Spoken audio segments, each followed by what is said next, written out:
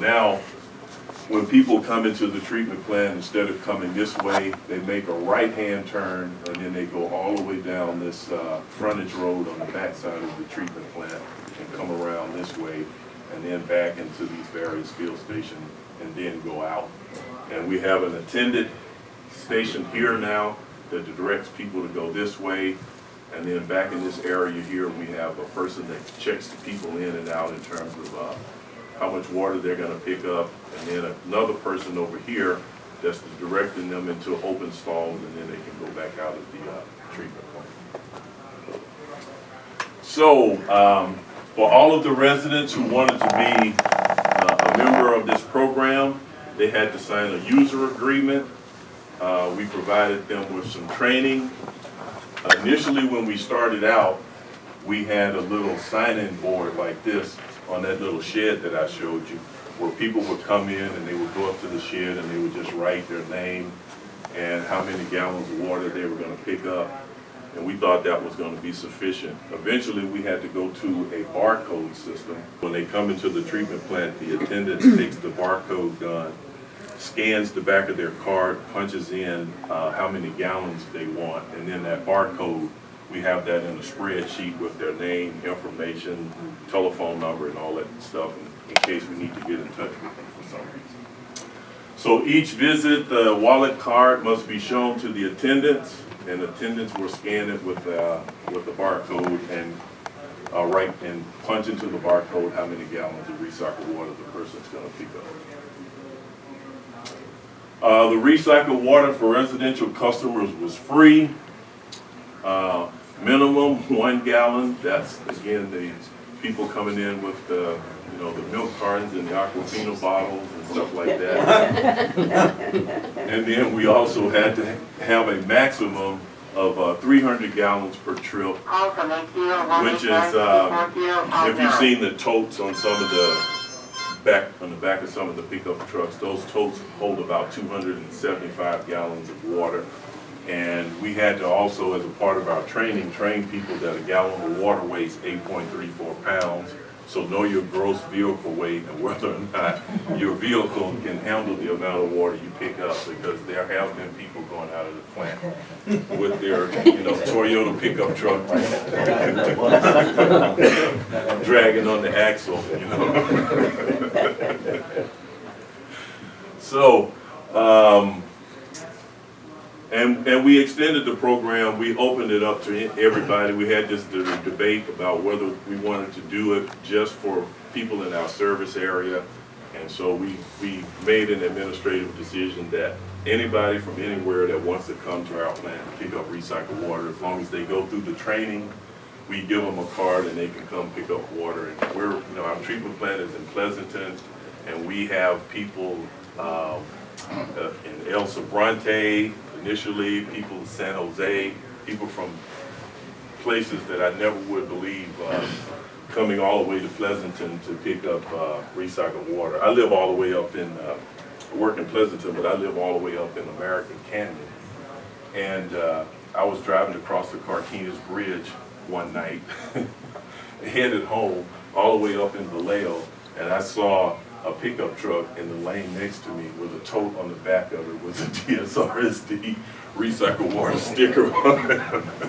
I couldn't believe it. But so we had people from far and wide come to our facility to pick up recycled water.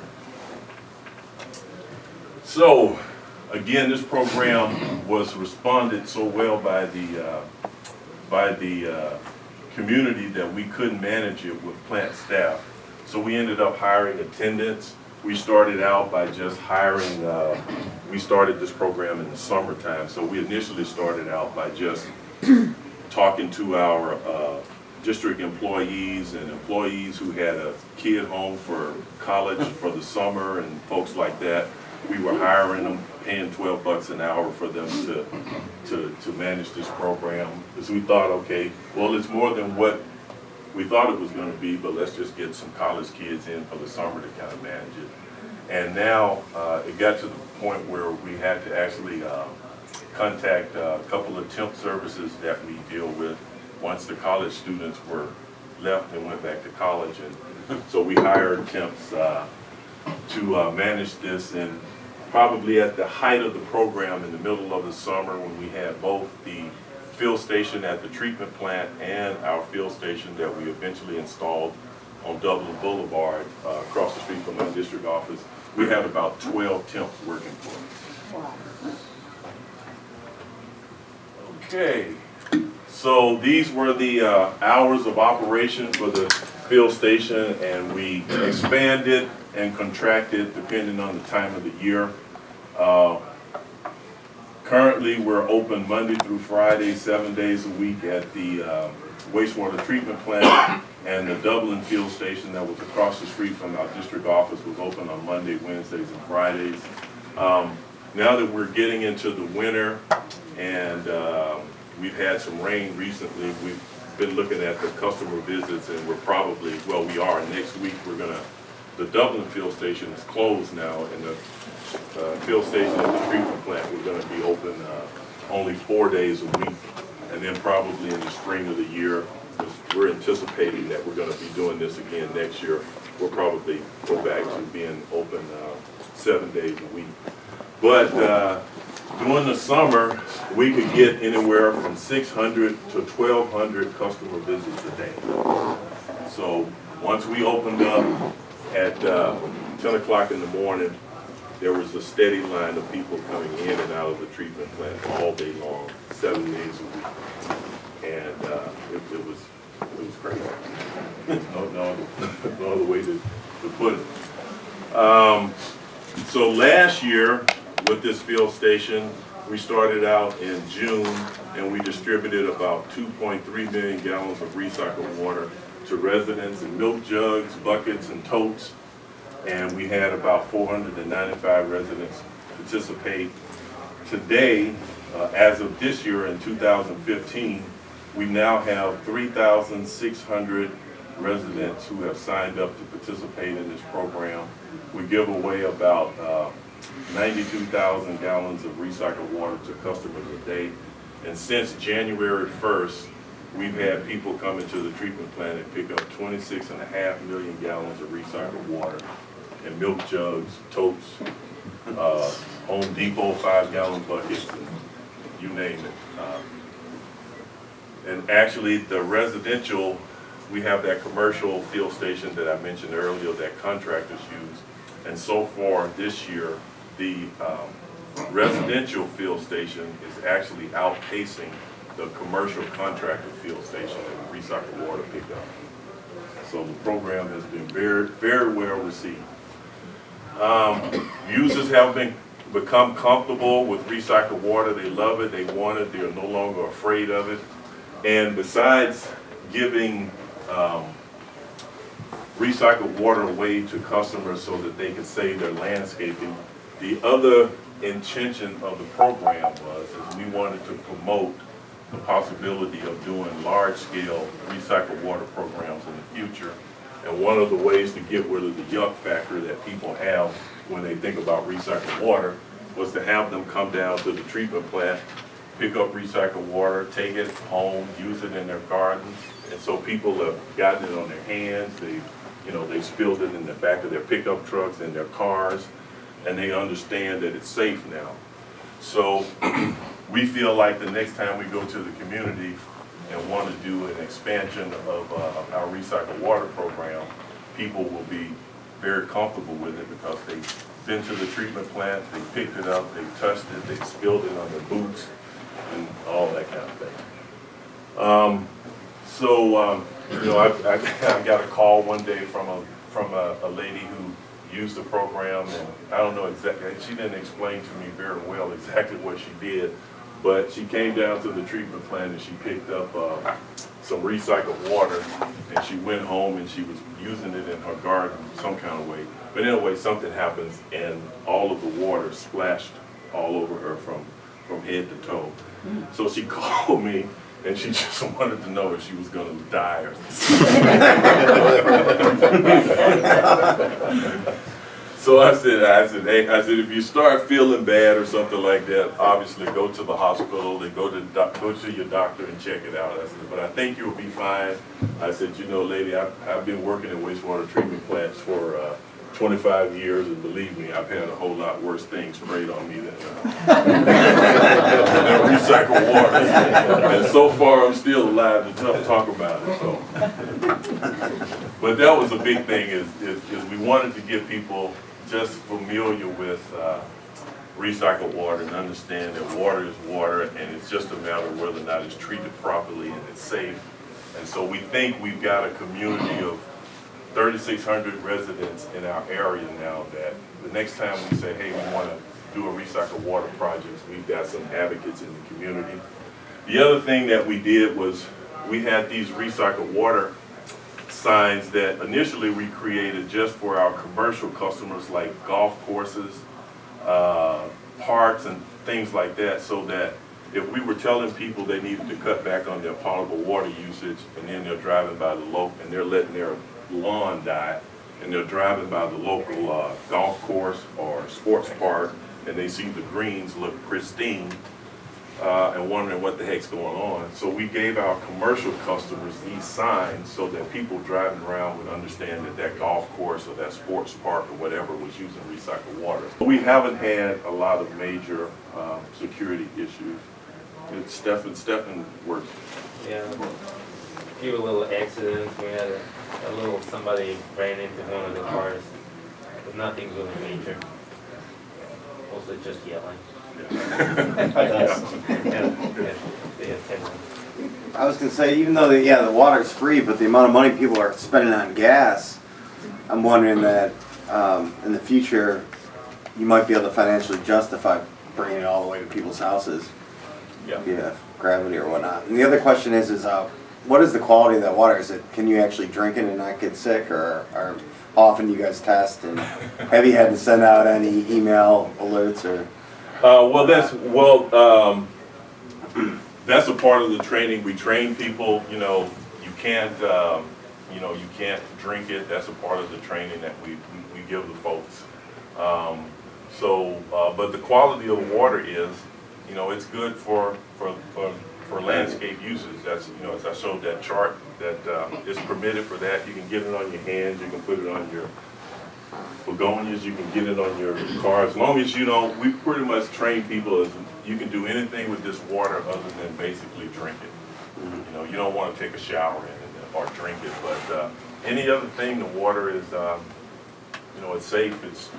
It's treated water, safe for use for landscape purposes. So, how you train people is just the paper for people to read it, or you have to see in a class? When we initially started the program, we had about 50 people that wanted to participate. So initially we had a couple of classroom sessions when we trained folks. After that, what we did was we took about an 8-slide PowerPoint and laminated it, and we trained our attendants on it. And so every day we have a 1-hour period where new users can come down to the treatment plant. And we train them in a group session. The attendants will go through this little 8-page PowerPoint that tells people what they can and can't do with the recycled water. And then they sign their user agreement, and that user agreement has in it, you can use it for this, you can use it for that, you can't use it for this. So we do basically on-site training at that little shed for 1 hour every day for new people that want to participate in the program. You said there is the wallet card with a barcode at the back. Does the card have a photo on it?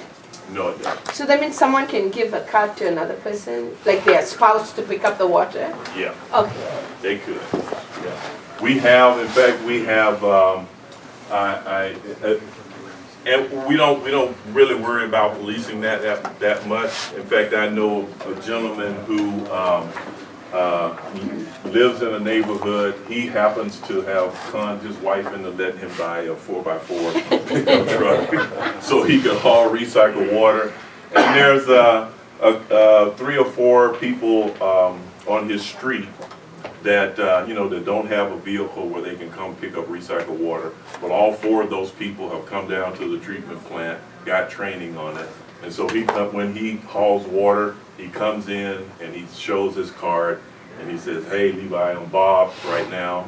And then he goes and waters his own lawn, and then he goes and gets, you know, Susie's card from her, and he comes back and says, okay, Levi, I'm Susie now. And then he picks up water and goes and waters Susie's lawn and all that kind of stuff. So, but as long as the resident where the water is being used has had the training and they have a card, we don't say, oh no, this is not your, you know, this is your name's not on this card. Let me see your photo ID. We don't go to that much detail in trying to police it. Yeah. What if I got a trailer with a couple of those totes? I'm driving around watering people's lawn every month. I'm coming to that. we actually thought the first year that we opened this program, we actually thought that we'd get a lot of people doing that. But the first year that didn't happen. But this past year, we have had a lot of people that want to do this as a business. And so what we do is, I mentioned that commercial program earlier, where contractors pay $73 a year, and then they pay $10 a load up to 4,000 gallons. So if someone comes to us and says, hey, we want to get in the business of going around and watering people's lawns for a fee, that's fine. The only thing that we do is each one of their customers has to come down to the treatment plant, go through the training, get a card that shows that they've had the training, and then that business, then they can do business with that person, and that person can be a part of our commercial program, and they can come down and pick up water and then go around and irrigate people's lawns. So we have had about 3 or 4 entrepreneurs that are doing that kind of business right now. And this is a picture of our Dublin station that was across the street from our district office. Okay, lessons learned. 3 hose bibs was not enough. Now we have up to 41 stations. Provide a mix of back-end and drive-through fill stations for trailers. You need shut-off valve at the end of hoses. Things break. Repairs are common, probably about 3 or 4 maintenance hours a week. A shed is needed for storage of materials and shelter. Residents need to keep hands on their hoses while they're filling their container, because the pressure fluctuates in the service lines. Signage is crucial as we're directing traffic through the plant. As I mentioned, the traffic is going around the plant this way now and coming back in. Remind residents to check their vehicle manual for maximum load capacity. Residents have been pulled over by the police for overweighting their vehicles. Let's see. We train all of the folks that use the field station and make sure that we're in compliance with Title 17 and Title 22. We scan the wallet cards with all of the information, of customer information. We train the residents on things or the rules that apply to recycled water. Do not store recycled water on site. Do not connect recycled water to your irrigation pipes, and all of this is in the user agreement that they signed. Do not use recycled water in buried pipes. Do not sell recycled water or your services to provide it to others, but we allow commercial customers to do that now. And then we have here what the violators could be fined if they either violate the policies of our program or do anything that would jeopardize the potable water supply, like hook a tank up to their irrigation system at their homes.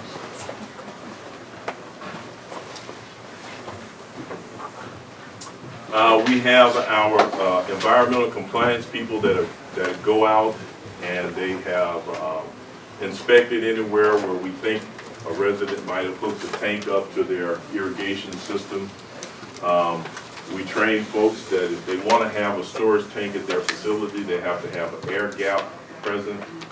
And again, it's just a matter of monitoring thing, and we make people aware that if they do something with recycled water that contaminate the potable water supply, that we could come out and shut off their potable water. What's the technical reason for not allowing them to hook up to their irrigation?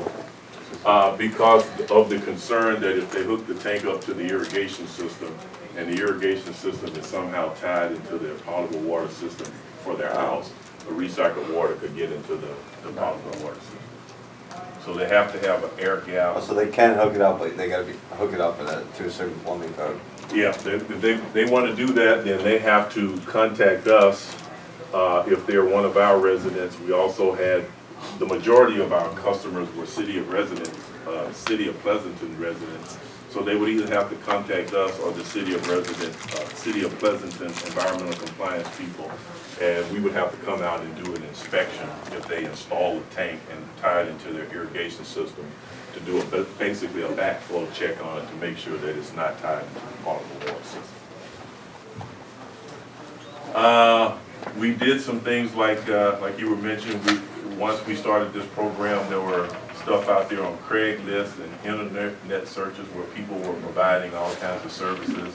So we looked at those things, and when we saw someone that sounded like they were doing something that was in violation of our program, we would contact them or go out to their homes and inspect all their business and inspect what was going on there.